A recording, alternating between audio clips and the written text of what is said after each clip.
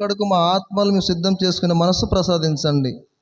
ఈ ఆరాధన ప్రారంభం, మధ్యస్థం, ముగింపు మీరు నడిపించి మహిమ పొందుకున్నామని యేసు క్రీస్తు పరిశుద్ధ నామములో ఈ ప్రార్థన అడుగుచున్నాము తండ్రి, ఆమేన్. మంచిది ప్రేమైన దేవుని వారలారా, అందరికీ మా ప్రభువైన యేసుక్రీస్తు నామములో శుభాభివందనాలు తెలుపుకుంటూ, ఈ సమయాన్ని ఇచ్చిన అయ్యగారికి కూడా, సంఘ కాపరికి కూడా నా హృదయపూర్వక వందనాలు తెలుపుకుంటున్నానండి. ప్రేమైన దేవుని వారలారా, కొద్దిపాటి సమయంలోనే లోతైన వాక్యాల్లోనికి వెళ్ళి మనం ఈరోజు తెలుసుకోవాలి. ప్రేమైన దేవుని వారలారా, ఒకప్పుడు ఈ చర్చిలో నింబడి నేను ఒక మాట అన్నది ఎవరికైనా జ్ఞాపకం ఉందో లేదో కానీ, సమాప్తమైనదన్న మాట పలికినప్పుడు యేసుక్రీస్తు ప్రభుల వారు సమరయ స్త్రీతో సంభాషిస్తున్నప్పుడు సమరయ స్త్రీకి 5 మంది పెనిమిటిలు ఉండిరన్న మాట మనం వాక్యాలు ఉంటాం కదా. నిజంగా ఆమెకు 5 మంది పెనిమిటిలు ఉన్నారా అన్న ప్రశ్నతో ఈరోజు మనము మాట్లాడుకోబోతున్నాం. ఓకేనా? ఏమ్మా, మీలో ఎవరైనా చెప్పగలరా? సమరయ స్త్రీకి ఎంతమంది పెనిమిటిలు లేరా? మరి బైబిల్లో ఉంది కదా. భర్తలు గారు, నీకు 5 మంది పెనిమిటిలు ఉండిరి, వాళ్ళు వెళ్ళి తీసుకొని రమ్మని యేసుక్రీస్తు చెప్పాడు కదా. మరి వాళ్ళు ఎవరు?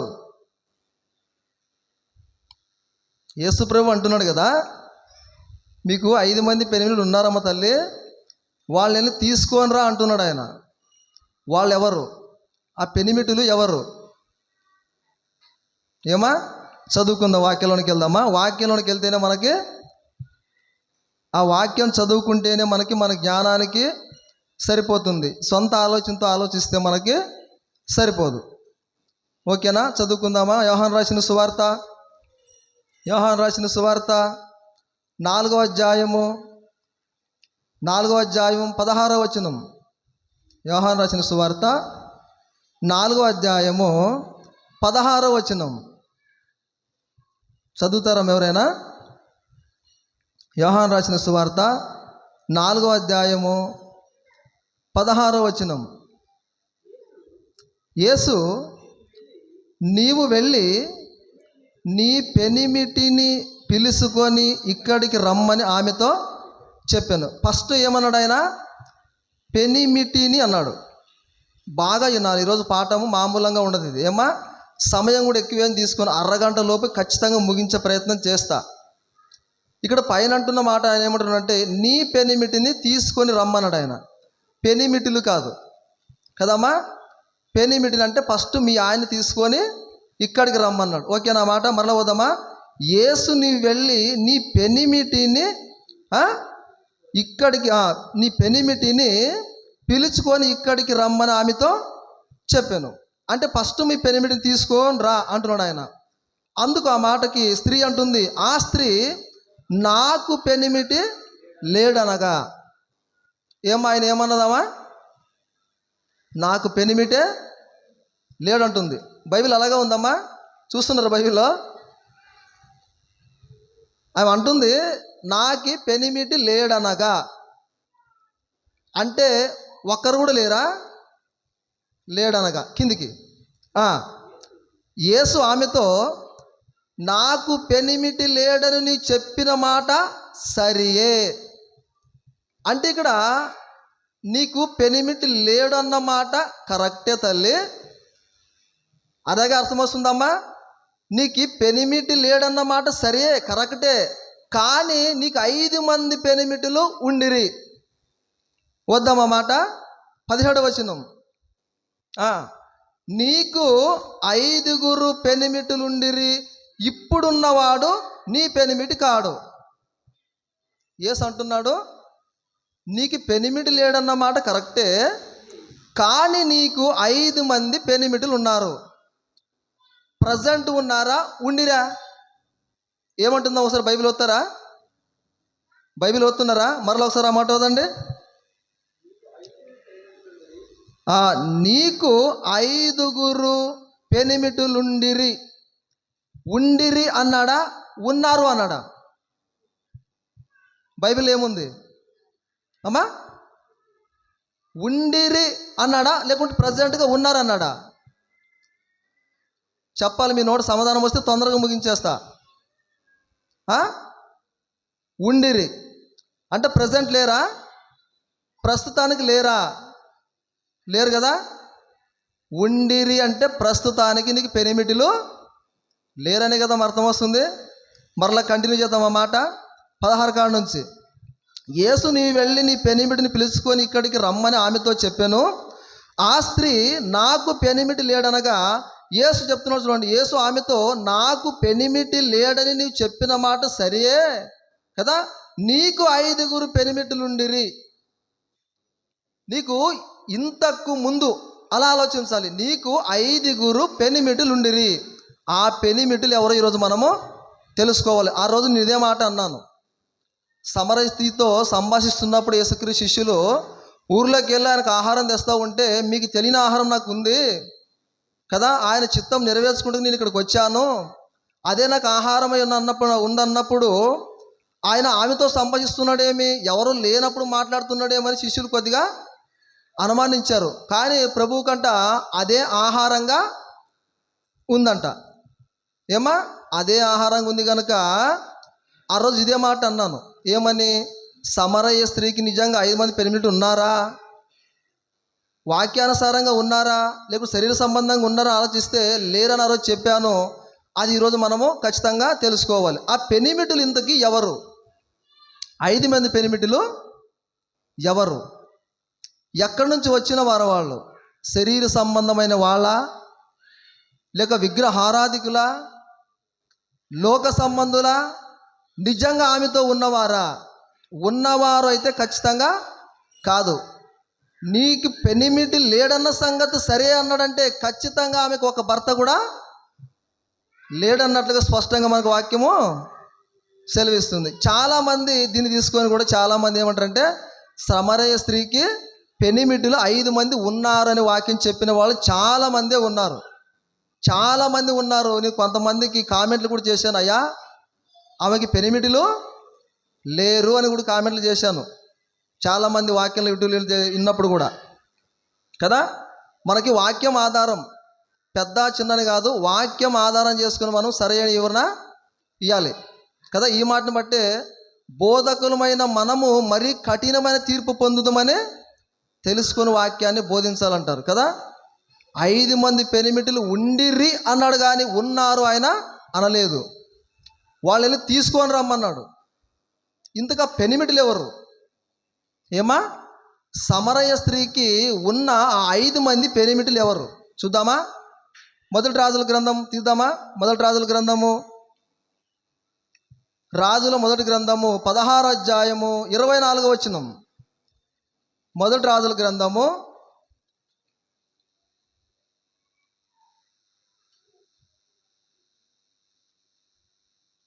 16వ అధ్యాయము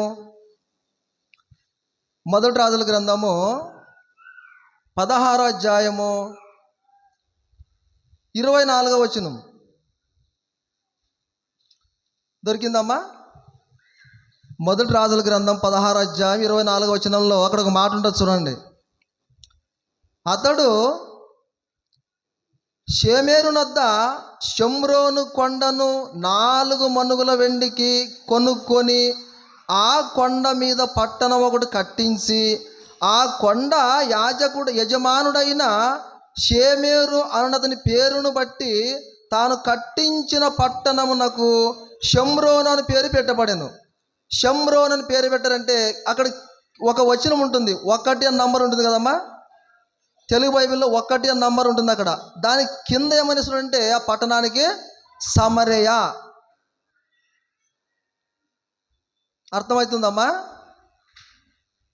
షోమ్రోను అన్న ఆయన పేరును బట్టి ఒక ఫలాను కొంటే, ఒక పట్టణం కొంటే, లేకుంటే ఒక గొట్టు అనుకోండి, దాన్ని కొనుక్కొని ఆ యజమానుడు ఎవరైతే ఉన్నారో అమ్మిన ఆయన ఆ పేరును బట్టే దానికి ఆయన ఏమని పేరు పెట్టాడంట? షోమ్రోను. అంటే షోమ్రోను అంటే అర్థం ఏమై అంటే కింద మనకు డిస్క్రిప్షన్లో ఇస్తూ 1 ఇస్తూ దానికి సమరయ అని పట్టణము పేరు. దానికి సమరయ అనే పట్టణం అనే పేరు. ఇక్కడ సమరయలు యూదులతో సాంగత్యము చేయరన్నమాట మనకి యోహాను సువార్తలు మనకి స్పష్టంగా తెలియజేస్తుంది. ఎందుకు చేయరు అసలు? యూదులకి సమరయులకు సాంగత్యం ఎందుకు లేదు? ఇక్కడ యూదుల గురించి సమరయుల గురించి వివరించడానికి వెళ్తే చాలా లోతులుగా ఉంటుంది.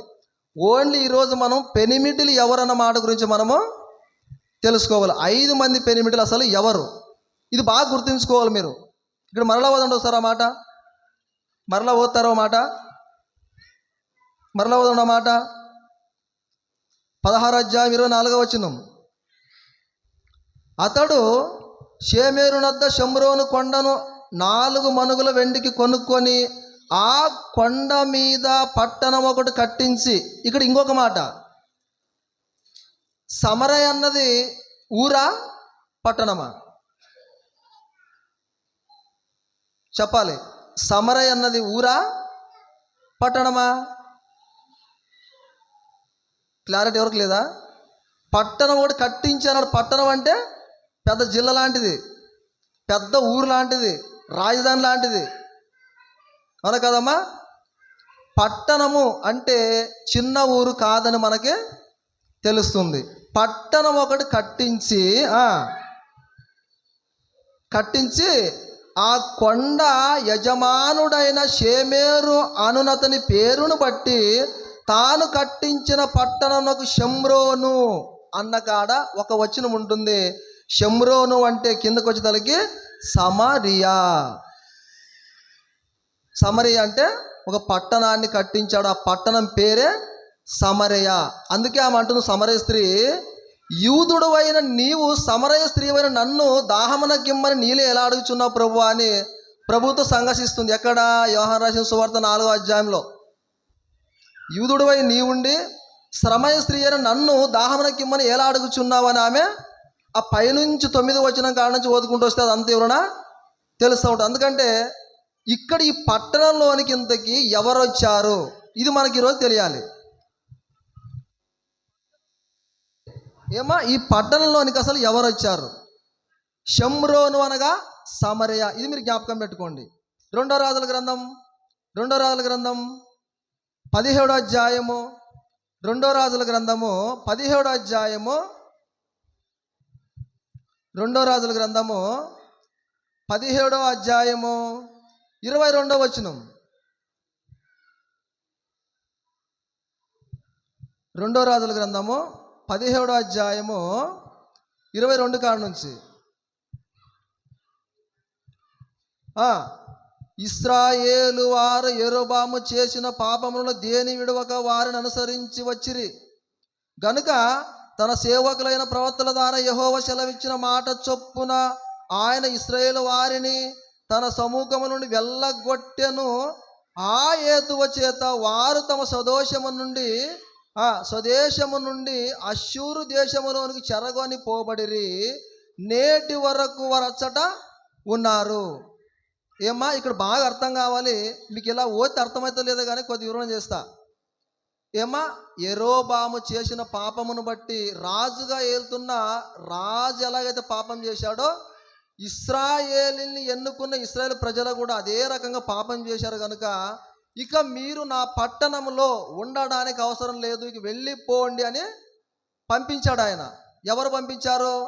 దేవుడు పంపించాడు. నా పట్టణంలో ఉండడానికి మీకు అధికారము లేదు. ఎందుకంటే మీరు ఇశ్రాయేలు వారు పాత నిబంధనల కాలంలో ఇశ్రాయేలు చేసిన పాపం ఇంత అంతా కాదు. రాజు చేసిన ఏ కృత్యములన్నీ కూడా వాళ్ళు చేశారు, కానీ వాళ్ళని ఏం చేశాడు? దేవుడు వెళ్ళగొట్టాడు. అష్షూరు దేశంలోనికి చెరగొని పోబడిరి.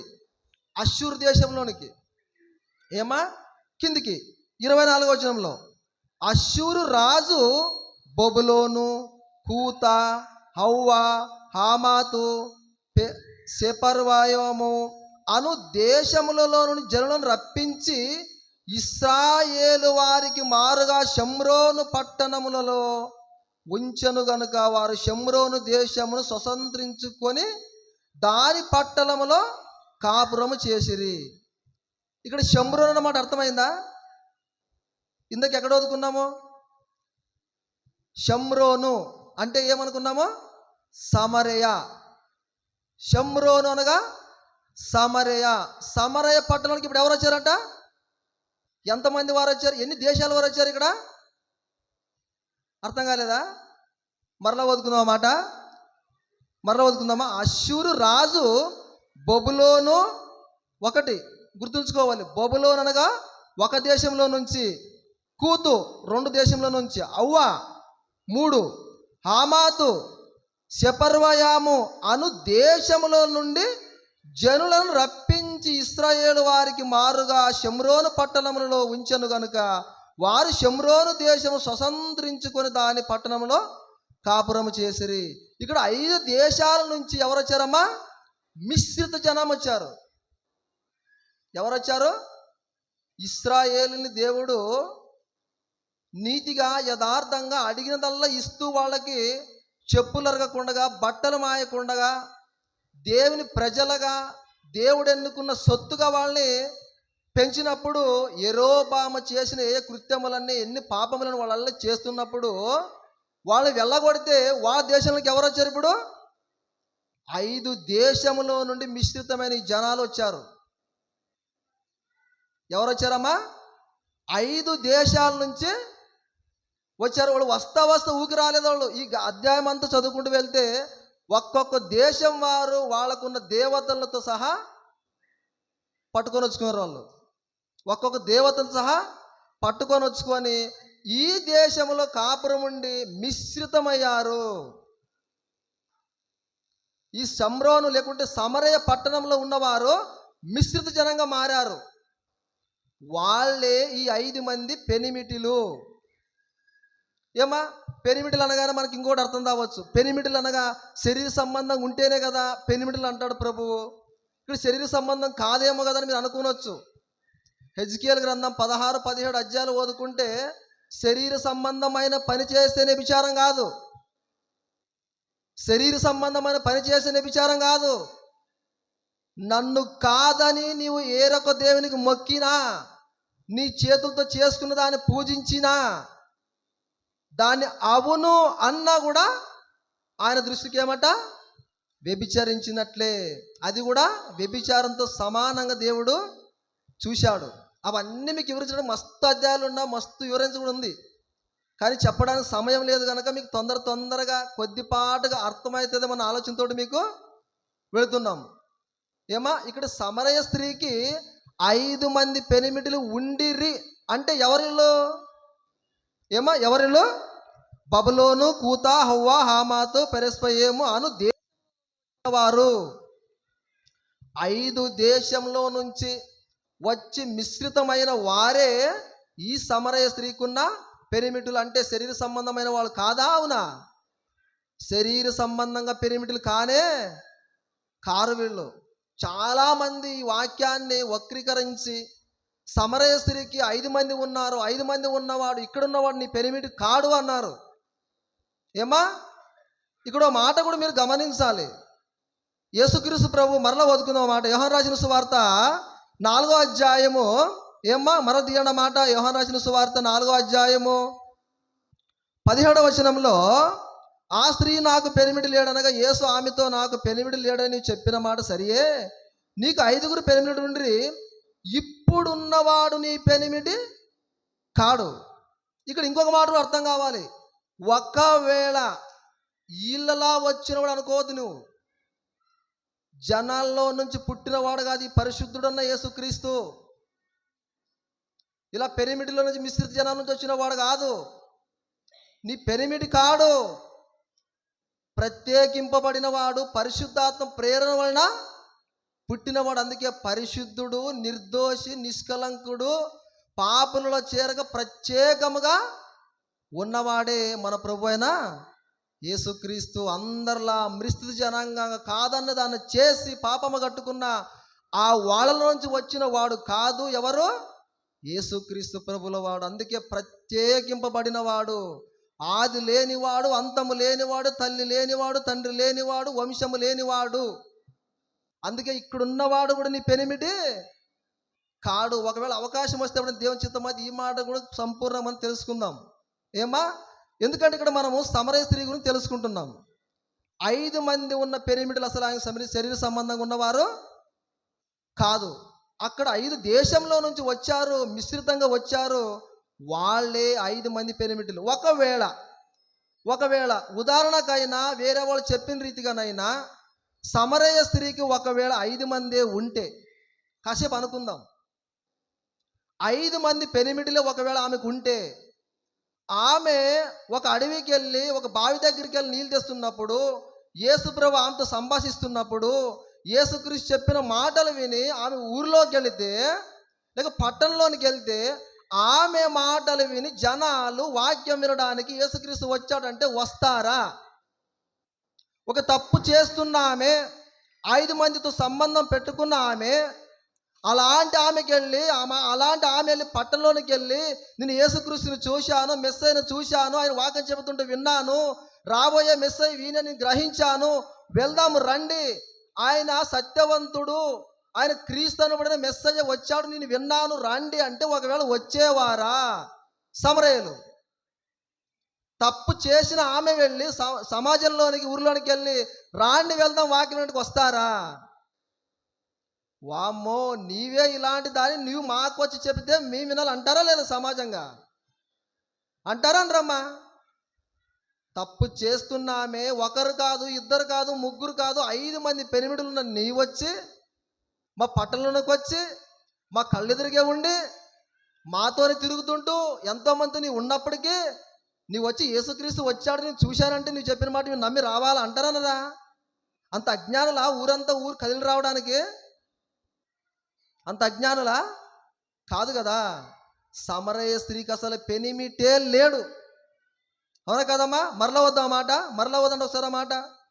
5గురు కాదు కదా, ఒక్క పెనిమిటి కూడా లేడు అన్నట్లుగా బైబిల్ మనకు స్పష్టంగా సెలవిస్తుంది. ఇక్కడ ఏమో 16వ వచనం, యేసు నీ వెళ్ళి నీ పెనిమిటిని పిలుచుకొని ఇక్కడికి రమ్మని ఆమెతో చెప్పాను. ఆ స్త్రీ నాకు పెనిమిటి లేడనగా, నాకు అసలు పెనిమిటే లేడయా, నాకు భర్త అన్నవాడే లేడయా, నేను ఒంటరి దాన్ని, నాకు పెనిమిటే లేడన్నప్పుడు యేసుక్రీస్తు నీకు పెనిమిటిలు ఎందుకు లేరు, నీకు ఒక్క పెనిమిటే కాదు అన్న 5 మంది పెనిమిటి ఇప్పుడు ప్రెసిడెంట్గా ఉన్నారు అనలేదేంటి? నీకు పెనిమిటి లేడన్న మాట సరే అన్నాడంటే లేడు అన్నట్టుగా స్పష్టంగా వాక్యం మనకు సెలవిస్తుంది కదా. 5 మంది పెనిమిటిలు ఉండిరి అన్నాడంటే ఎప్పుడున్నారు? ప్రజెంట్గా ఉన్నారు అనొచ్చు కదా. ఉండిరి అన్నారంటే ఎప్పుడో మిశ్రిత జనాంగంగా వాళ్ళు ఉన్నారు కనుక వాళ్ళకి వెళ్ళి మాటలు చెప్పిందా? ఆమె ఊర్లోనికి వెళ్ళిందా? చూద్దాం ఆ వాక్యం కూడా ఎక్కడుందో. ఏమ్మా చూద్దామా? 4వ అధ్యాయం, అదే యోహాను రాసిన సువార్త 4వ అధ్యాయము 28వ వచనం ఒకసారి అవుతారా? 28వ వచనం, 28వ వచనం, ఆ స్త్రీ తన కొండ విడిచిపెట్టి ఊరిలోనికి వెళ్ళి మీరు వచ్చి నేను చేసిన వన్నీయు నాతో చెప్పిన మనిషిని చూడుడి, ఆయన క్రీస్తు కాడా అని ఆ ఊరి వారితో చెప్పగా వారు ఊరిలో నుండి బయలుదేరి ఆయన వద్దకి వచ్చుచుండిరి. ఏమా? సమరయ స్త్రీ కొండ విడిచిపెట్టి వెళ్ళి ఊరిలోనికి వెళ్ళి చెప్పితే యేసుక్రీస్తుని నేను చూశాను, రాబోయే మెస్సయ్యను కనగన్నాను, ఆయన నాతో చెప్తే విన్నాను, రాండి అని చెప్పితే ఊరిలో వాళ్ళు ఏం చేశారు? వచ్చారు. ఊరంతా కదిలొచ్చారు. కొంతమంది వినడానికి వచ్చారు. అవు నువ్వు చెప్పేది వాస్తవమే, నువ్వు అబద్ధికురాలు కాదు, నువ్వు మంచిదాన్ని ఊరిలో గమనించారు కనుక, ఆమె మంచిదానికి ఉంది కనుక ఊరి వాళ్ళు మాట విని చాలామంది యేసుక్రీస్తు మాట వినడానికి వచ్చారు. అంటే పెనిమిటిలు ఉన్నట్ట లేనట్ట? ఖచ్చితంగా పెనిమిటిలు అన్నవాడు ఆమెకి లేరు. ఇంకా కింది కోతుకుందామా, కింద 39వ వచనం, అదే యోహాను రాసిన సువార్త 4వ అధ్యాయం 39వ వచనంలో, నేను చెప్పినవన్నీ నాతో చెప్పినను సాక్ష్యం ఇచ్చిన స్త్రీ యొక్క మాటను బట్టి ఆ ఊరిలోని సమరయాలలో అనేకులు ఆయన యందు విశ్వాసముంచిరి. ఎవరి మాటను బట్టి విశ్వసించారు వీళ్ళు? ఎవరి మాట బట్టమ్మా? సమరయ స్త్రీ మాటను బట్టి. ఒకవేళ 5 మంది పెనిమిటిలు ప్రెజెంట్గా ఉండింటే ఊళ్ళో వాళ్ళ మాట నమ్మేవాళ్ళా? రాండి చూద్దామంటే వచ్చేవాళ్ళ? వింటామా అమ్మ? మనలో ఎవరైనా విచ్చలవిడిగా మన ఇష్టానుసారంగా జీవిస్తూ వాక్యం అంటే తెలియదు, దేవుడు అంటే తెలియదు, జీవితం అంటే అర్థం తెలియనట్లుగా ఉండి ఎక్కడికో వెళ్ళి ఎవరో వచ్చారని మిమ్మల్ని గందరగోళం చేస్తే వెళ్తామా? వాడే ఆమె మనం కళ్ళతో చూస్తున్నాము, ఆ మాట ఎలా నమ్మాలి అంటాం కదా. కానీ ఈ మాట నమ్మి విశ్వాసం ఉంచారంట. ఆమె మాట విని సమరయులను అందరూ కదిలొచ్చారు. కదిలి వచ్చిందా కాకుండా యేసుక్రీస్తు ప్రభువుని, అయ్యా మా ఊర్లో నువ్వు ఎన్ని దినాలు ఉండాలి? 2 దినములు ఉండిపో, వాక్యాలు మాకు చెప్పిపోని సమరయులంతా కూడా వేడుకున్నట్లు కూడా కిందికి మనకి కనిపిస్తుంది. అంటే సమరయ స్త్రీకి ఉన్న పెనిమిటిలు అసలు పెనిమిటిలే కాదు, మిశ్రిత జనాంగంగా. ఎప్పుడైతే ఏమా యెరోబాము చేసిన పాపమును బట్టి ఇశ్రాయేలు వారంతా పాపము చేశారో, ఇక దేవుడు వాళ్ళ దేశం నుంచి వెళ్ళగొట్టి ఇతర దేశాల నుంచి జనాలు రప్పించాడు. వాళ్ళే 5 దేశం నుంచి వచ్చారు.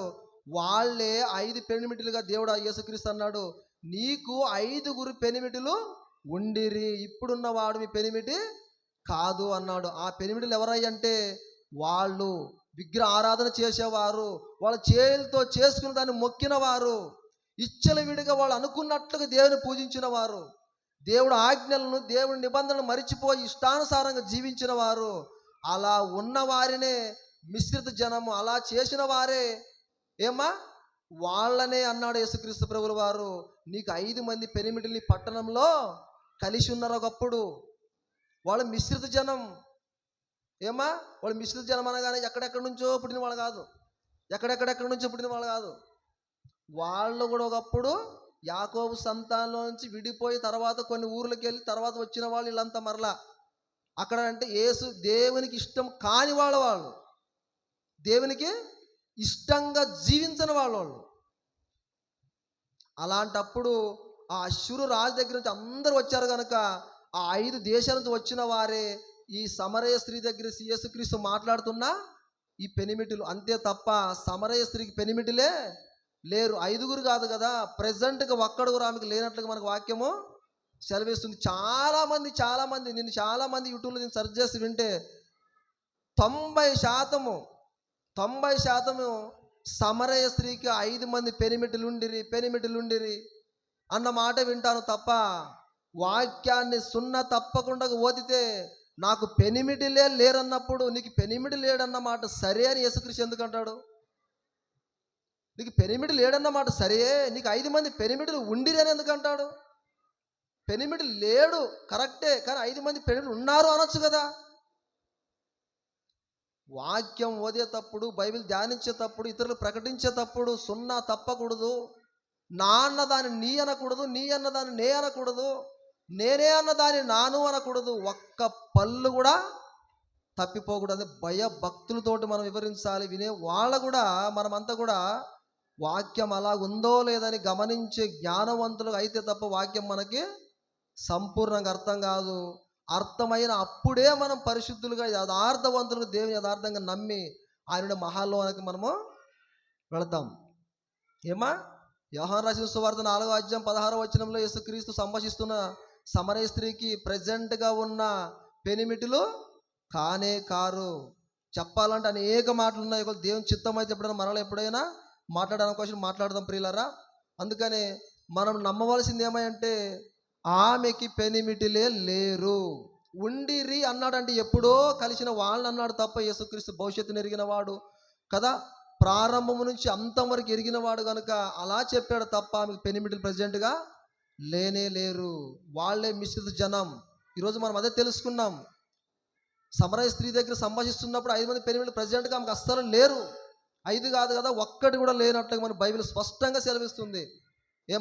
అది రోజు మనం తెలుసుకున్నాం. సమరయ స్త్రీకి 5 మంది పెనిమిటిలు లేరు, ఒక్కరు కూడా లేరు. మంచిది, ప్రార్థన చేసుకుందామండి. ప్రార్థన చేసుకుని వాక్యం అయ్యగారు కప్ప చెప్పుకుందాం. మహోన్నతుడా, పరిశుద్ధుడా, ప్రేమగల తండ్రి, కృపగల దేవ, మీ పరిశుద్ధమైన మహోన్నతమైన నామానికి నువ్వు వందనాలు, కృతజ్ఞత, స్తుతులు తెలుపుతున్నాం మా దేవ. ఇదిగో తండ్రి, గడిచిన చిన్నమలంతా కూడా తండ్రి మమ్మల్ని రెక్కల చాటును మరుగుపరిచి మీ వాక్యం అనే ధ్యానం వైపు మమ్మల్ని మళ్లించి మా మనోనేత్రం వెలిగించుకొని మీరు రాయించిన మాటలు తండ్రి పుల్ల తప్పకుండా తండ్రి మా నోటెమట పలికించారంటే కేవలం మీ కాపుదల, మీ కృప తండ్రి. నాయన, మీ 66 పుస్తకాలు పట్టుకున్న ఎవరో చెప్పినా కూడా తండ్రి మీ వాక్యానికి విరోధంగా ఏ మాట కూడా బోధింపబడకయు, మీ సత్యమైన వాక్యం సరిగా విభజించడానికి జ్ఞానం మాకు ప్రసాదించమని విన్న మాటలు తండ్రి నిష్ప్రయం కాకుండా తండ్రి ఆనాడు మీరు తండ్రి సమరయ స్త్రీతో మాట్లాడుచున్నప్పుడు నాయన పెనిమిటిలు ఉండిరా అన్నారు కానీ తప్ప ప్రజెంట్గా ఉన్నారని మీరు అనలేదు తండ్రి. యేసుక్రీస్తు ప్రభువు ఆయనతో మాట్లాడుతున్నప్పుడు తండ్రి నాయన ఎప్పుడో జనాంగం కలిసిన మిశ్రిత జనాంగం గురించి యేసుక్రీస్తు ప్రభువు మాట్లాడారు తండ్రి. అనేక మంది నాయన ఆమెను వక్రీకరిస్తూ ఆమెకు 5 మంది పెనిమిటిలు ఉండిరి అన్న మాట తండ్రి ఎంతోమంది బోధిస్తున్నారు నాయన. తండ్రి సరైన జ్ఞానముతో సరైన వివేకముతో ప్రసాదించండి, ప్రకటించగలిగే మంచి మనస్సు ప్రసాదించండి. మీ కృపా కరుణ కటాక్షం మా అందరి పట్ల ఉంచి నడిపించమని కోరుతూ సమస్త ఘనత మహిమ ప్రభావాలు మీకు మాత్రమే చెల్లించుకుంటూ మమ్మల్ని మా విషయంలో అన్ని విషయాలు మేము తగ్గించుకుంటూ మీ నామాన్ని హెచ్చిస్తూ మిమ్మల్ని మాత్రం హెచ్చిస్తూ మీ నామాన్ని తెలియజేస్తూ మా జీవితాంతం వరకు తండ్రి మీ నామం కొరకు కొద్దిగా పనిచేసి మీరు మహాలోకమని పరలోకముల చేరుతలు కృపచూపమని మా ప్రభు మా రక్షకుడు మీకు మాడైన యేసు క్రీస్తు వారి పరిశుద్ధ నామముని ప్రార్థన అడిగి వేడుకొంచున్నాం మా కన్న తండ్రి. ఆమేన్.